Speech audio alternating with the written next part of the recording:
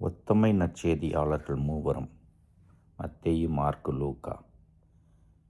இயேசு தனிமையிலே இறை வேண்டலில் ஈடுபட்டிருந்தார் என்று பதிவிட்டிருக்கிறார்கள். இன்றைய நற்செய்தியிலும் நாம் அதை வாசித்தோம்.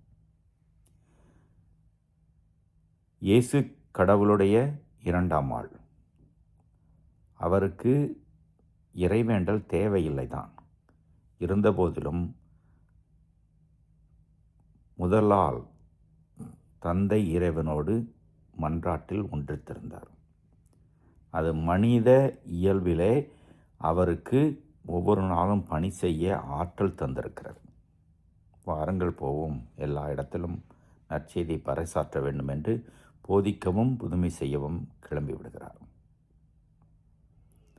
முதல் வாசகத்திலே சிறுவன் சாமுவேல், ஆண்டவரே பேசும் அடியான் கேட்கிறேன் என்று சொல்லி இறைவனிடம் உறவாடி பலம் பெறுகிறார்.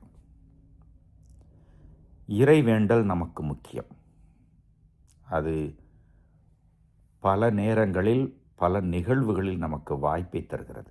கடவுளோடு உறவை பலப்படுத்தவும் அந்த பலம் பலனாக பிறரோடு நல்வுறவிலே வாழவும் அது உதவியாக இருக்கும். இறைவேண்டல் இந்த உலகிலே கடவுளோடு ஒன்றித்திருக்க உதவுகிறது. ஒரு நாள் என்றென்றும் கடவுளை நேருக்கு நேர் பார்த்து முடிவில்லா வாழ்வை நாம் பரிசாக பெற்றுக்கொள்கிற பொழுது அதனுடைய முழுமையை பெறுவோம். கடவுள் நம்மை எதற்காக படைத்திருக்கிறார்? கடவுளுடைய விருப்பம் நம்முடைய வாழ்வில் என்ன? நம்மை கடவுள் எப்படி வழிநடத்துகிறார் என்பதை தெரிந்து கொள்வதற்கு அந்த இறைவேண்டல் உதவியாக இருக்கும். திருப்பலி மிக சிறந்த இறைவேண்டல்.